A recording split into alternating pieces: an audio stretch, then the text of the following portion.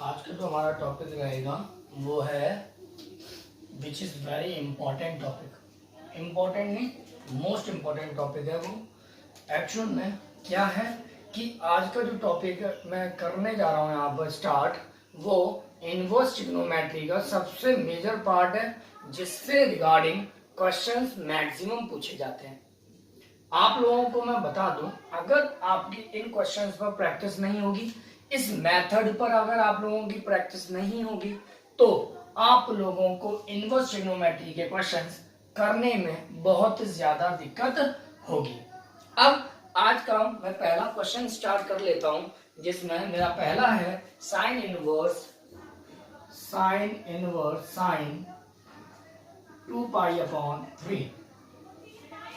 हमें क्या क्वेश्चन दिया हुआ है? साइन इनवर्स साइन 2π/3 क्वेश्चन दिया गया है। अब इस क्वेश्चन को सॉल्व करने से पहले मैं आपको बता दूं, जब भी इनवर्स में कोई क्वेश्चन आपको इस प्रकार दिया गया है कि उस क्वेश्चन में आपका पाई इंक्लूड हो, यानी उसमें पाई हो। आप अभी तक क्या देख रहे थे? आप देख रहे थे साइन इनवर्स 1/2, आप देख रहे थे cos tan inverse -1, tan inverse -1, इस तरह के तो फॉर्मेट देख रहे थे आप लोग। तो अब मैं क्या बताने जा रहा हूं कि अगर आपको कोई क्वेश्चन ऐसा मिलता है जिसमें कि आपको पाई दिया गया है, तो आपको कुछ नहीं करना, सबसे पहले आपको उस पाई वाले टर्म को सॉल्व करना है। तो आपके पास में क्या है? What do you have?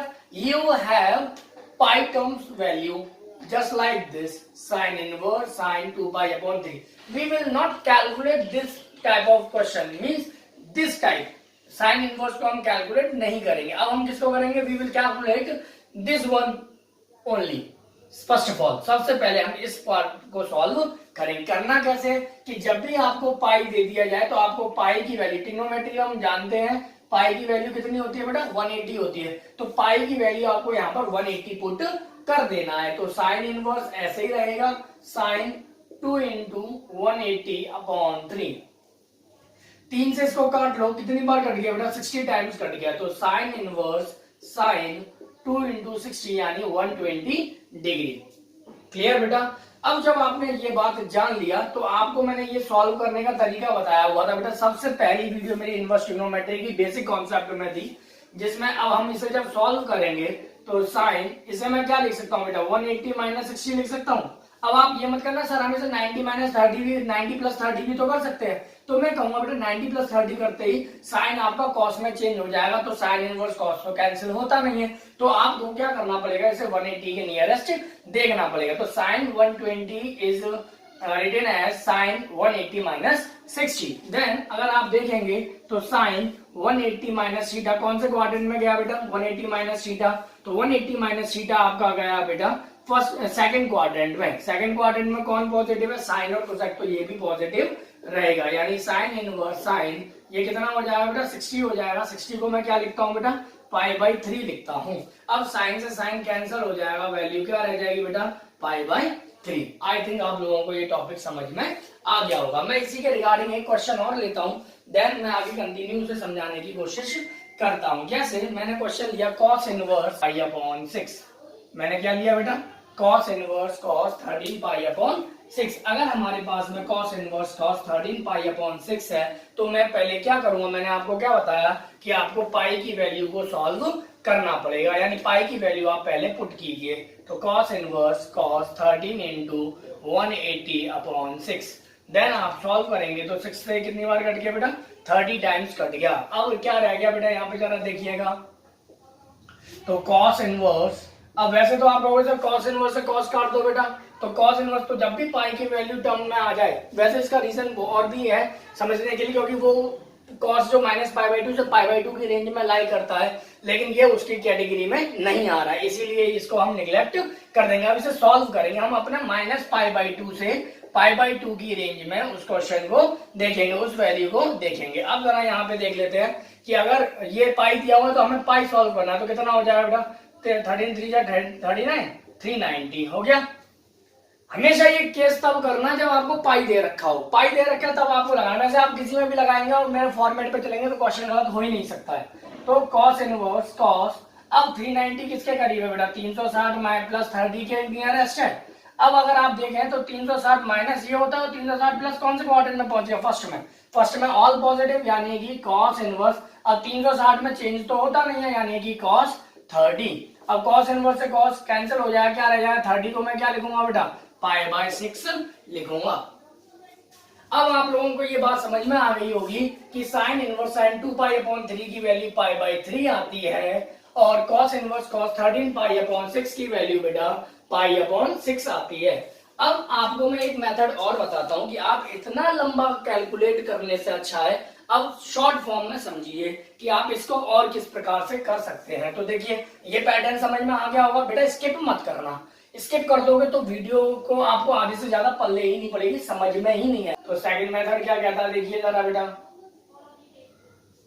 Second method क्या कहता है देखिए, साइन इनवर्स साइन 2π है, तो मैं ये क्या कर रहा हूं कि 2π यानी कि पाई के नियरेस्ट ले लो तो कितना हो जाएगा, देखिए sine inverse sine pi minus π/3 कर सकता हूं मैं। देखिए एलसीएम लोगे आप जब इसका तो 3 हो जाएगा, 1 3 जा 3 का पाई में मल्टीप्लाई करोगे 3π माइनस 3 का 3 से डिवाइड दोगे 1 से पाई में मल्टीप्लाई हो तो पाई, एलसीएम लेके 3 में से 1 तो कितना बच गया 2π/3 यानी कि 2π/3 को मैं क्या लिख सकता हूँ, पाई माइनस π/3 लिख सकता हूँ ना बेटा। जब मैं ये लिख सकता हूं तो अब जरा देखिए कि पाई का मतलब होता है 180 माइनस थीटा कौन से क्वाड्रेंट में गया बेटा, फर्स्ट में नहीं सेकंड में गया। देखिए ये और ये तो 180 माइनस थीटा कौन से में, सेकंड क्वाड्रेंट में। सेकंड क्वाड्रेंट में कौन पॉजिटिव है बेटा, सेकंड क्वाड्रेंट में आपका साइन और कोसाइन पॉजिटिव है और जहां भी साइन ही रहा इसका मतलब ये चेंज नहीं होगा और पॉजिटिव रहेगा, तो साइन थीटा यानी कि π/3। साइन से साइन कैंसिल हो गया, वैल्यू कितनी आ गई बेटा π/3। चेक कर लीजिए बेटा आप लोगों को समझ, बहुत अच्छा तरीका, बहुत अच्छा। अब मैं अगर देखूं तो 13 है, मैं इसको क्या करूंगा, cos inverse cos inverse cos 13π/6 का मतलब हो गया आप लोगों के साथ पाई प्लस 7π/6 कर लीजिए सर, तो वही आंसर आ गया।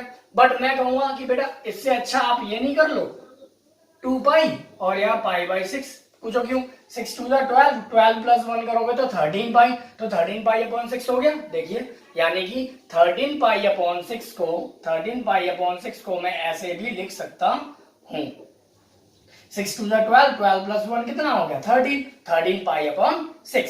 अब नाउ अब देखिए जरा 2π है, लेट्स सी 2π है, 2π का मतलब पाई की वैल्यू कितनी होती है ट्रिग्नोमेट्री में बेटा 180 होती है। अब ये मत कहने लगना सर पाई की वैल्यू तो 22/7 होती है, we are talking about trigonometry बेटा।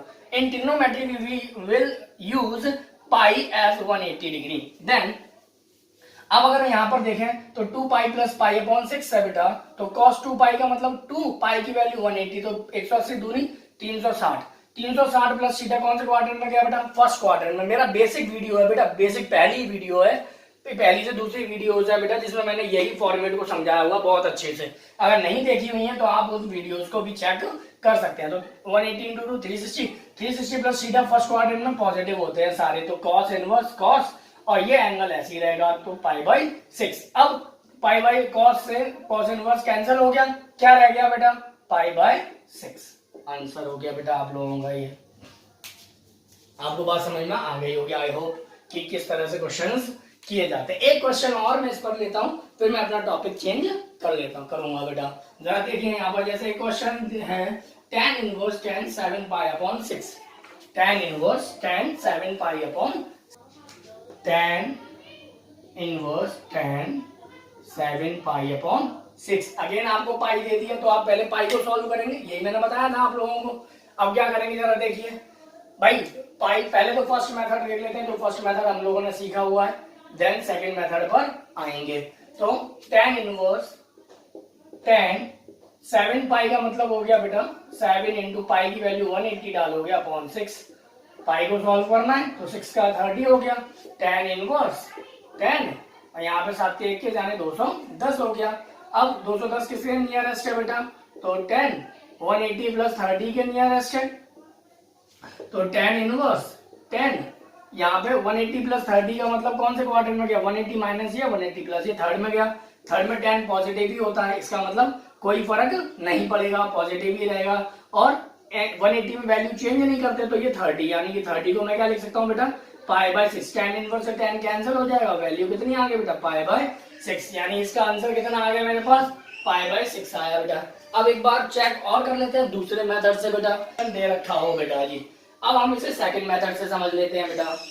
मैं एक ही तरफ में दोनों नोट कर देता हूँ, ये फर्स्ट मेथड है, यहाँ पर इसका सेकंड मेथड ले लेते हैं बेटा। तो सेकंड मेथड लेने के लिए अब आप देखिए बेटा जरा, सेकंड मेथड के लिए हम क्या कर सकते हैं, देखिए हमें क्या करना, ये 7 पाई नियरेस्ट किसके जा सकता है, तो ऐसे कर ले, देखिए tan इनवर्स 10, यहाँ पर पाई प्लस π/6 कर सकता हूँ मैं। देखिए 6 1 6, 6 प्लस 1 कितना हो गया 7 पाई, यानी कि 7 π/6 को मैं लिख सकता हूँ बेटा पाई प्लस π/6, लिख लिया मैंने। अब पाई का मतलब 180 होता है, यानी कि tan inverse 10 pi plus theta, कौन से क्वाड्रेंट में गया बेटा, थर्ड में tan पॉजिटिव होता है, तो tan π/6 कैंसिल आउट, वैल्यू कितनी रहेगी बेटा π/6। अब आप एक चीज देख रहे होंगे बेटा कि ये जो पूरा फॉर्मेट ये वाला जो आया हुआ है बेटा, ये यहाँ पर भी नोट हो रखा है, देखिए यानी आता तो वही केस है, बस क्या है कि इसमें हमने सॉल्व करना देख लिया इससे, और इसमें हमने ये गारंटेड आपका क्वेश्चन गलत नहीं होगा, किसी भी मेथड से आप कीजिए। मेरी नजर में इस मेथड की वैल्यू ज्यादा है, बिकॉज इसमें गलती होने की संभावना 0% है, बट इसमें कभी कभार बाई चांस कैलकुलेशन चूक गया, आपने ग्राफ नहीं देख पाया किसके अंतर्गत है, तो आपका वो वैल्यू गलत हो जाएगा। आई होप कि ये आपको टॉपिक समझ में आ गए होंगे।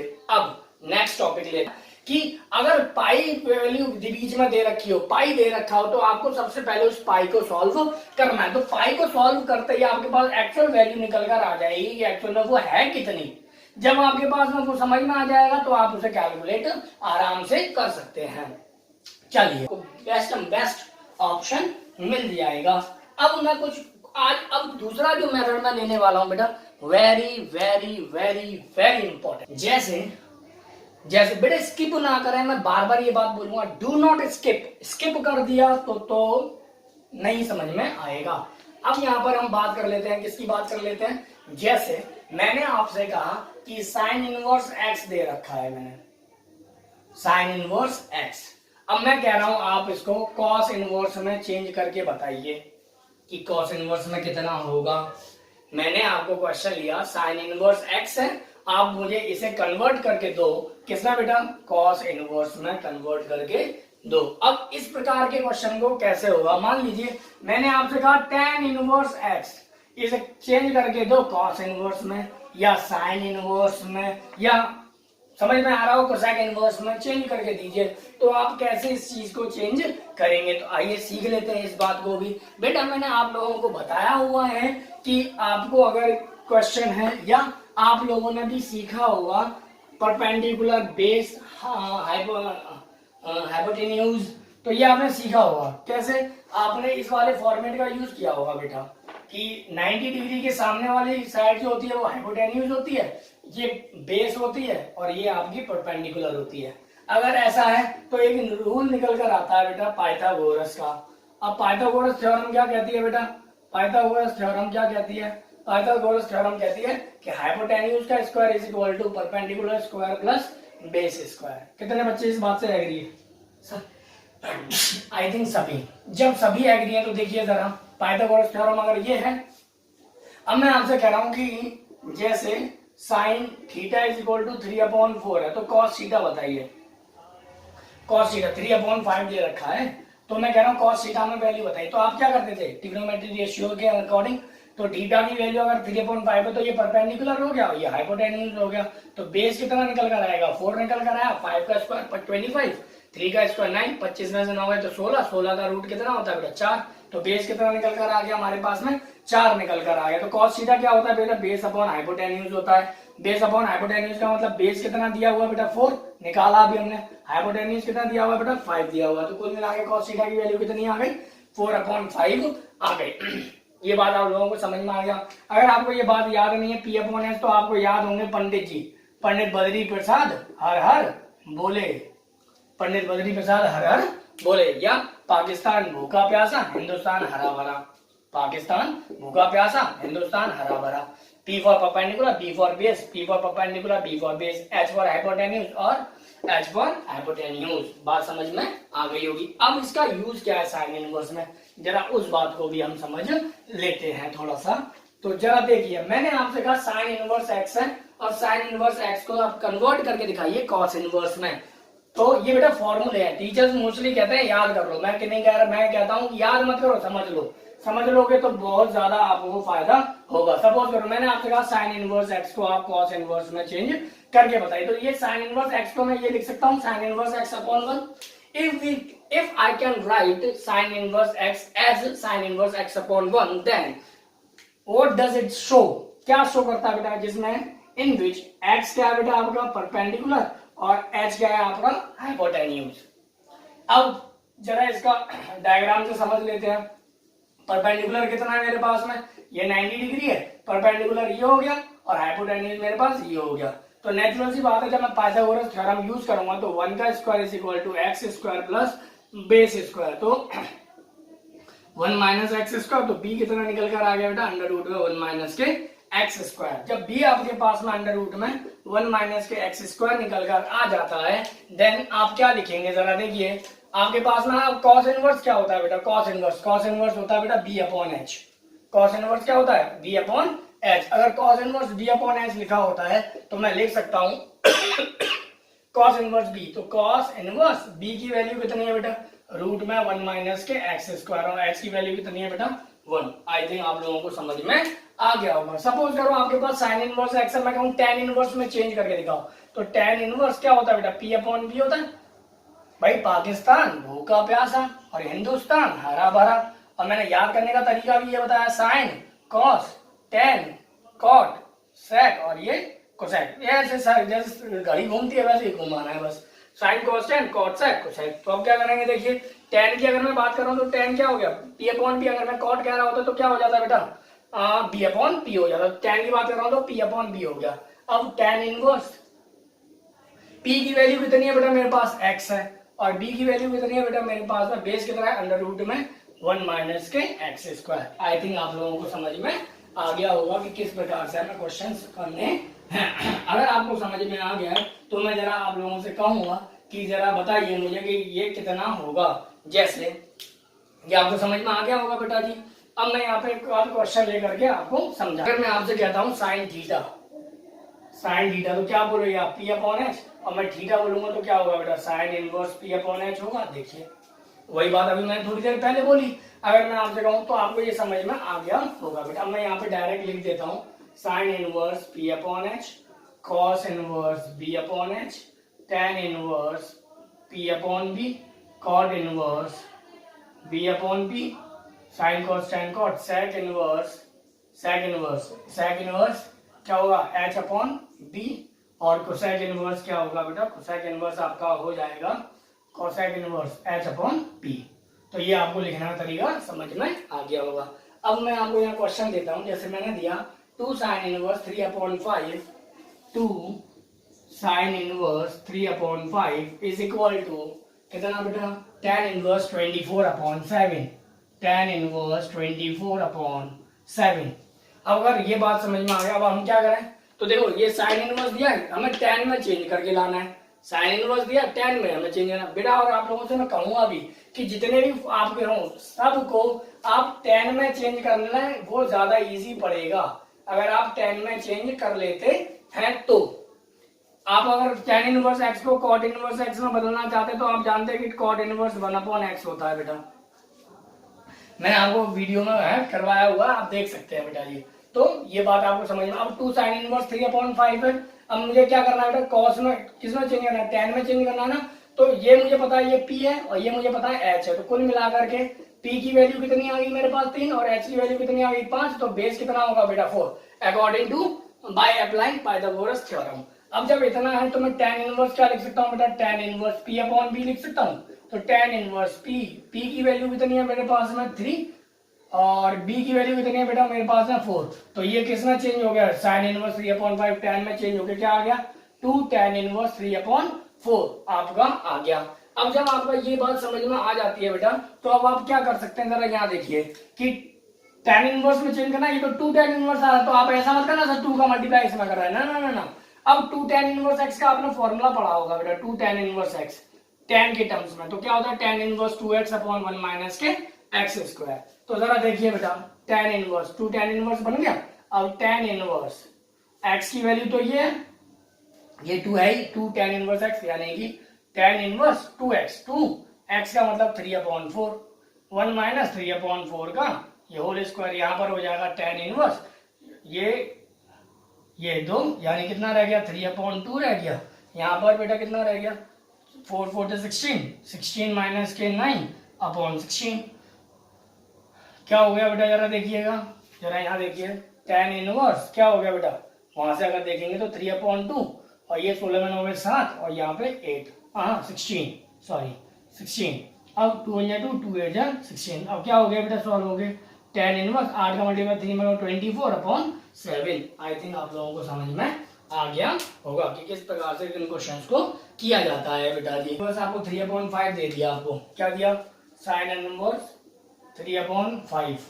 अब कॉस इनवर्स में चेंज करेंगे तो कितना होगा बेटा b अपॉन एच, b यानी 4 अपॉन 5, क्योंकि ये p हो गया ये h हो गया। अगर टेन इनवर्स में बोलता तो टेन इनवर्स p कितना 3, b कितना हो जाता 4, क्योंकि ये बेस है और ये हाइपोटेन्यूज है बेटा। अब आपको अगर टेन के बाद कॉट इनवर्स बोलता तो कॉट इनवर्स तो क्या होता cot inverse b upon p, तो b कितना बेटा हमारे पास में b, ये है बेस, b कितना हमारे पास 4 और p कितना हमारे पास में 3, तो 4 अपॉन 3 देखिए टेन इनवर्स x का उल्टा होता है। अगर मान लो आपको किस में करना है सेक इनवर्स में करना है तो sec inverse h upon b होता है, h कितना मेरे पास 5 और b कितना मेरे पास 4। कोसेक इनवर्स की बात करनी है तो कोसेक इनवर्स कितना हो जाएगा इसी के लिए, तो क्या होता है बेटा h अपॉन p होता है, तो h कितना है मेरे पास में 5 और p कितना है बेटा 3। आई थिंक आप लोगों को ये समझ में आ गया होगा कि किसी कोई भी क्वेश्चन दे रखा है आपको, आप उन सबको चेंज कर लो 10 में, थोड़ा सा लेंथी हो जाएगा बट आप लोगों का आंसर बिल्कुल सही आएगा। जैसे मान लीजिए मैं 16, जब ये है अब आपको क्या है ये है और ये प्रूफ करना है बेटा, तो है साइन में कॉस में और टेन में लेकर के आना है, बहुत बड़ी दिक्कत नहीं है बेटा जी। भाई साइन इनवर्स में बता चुका हूँ ये किसकी वैल्यू है p की और ये किसकी वैल्यू है h की, कॉस इनवर्स में ये किसकी वैल्यू है b की, ये किसकी वैल्यू है h की।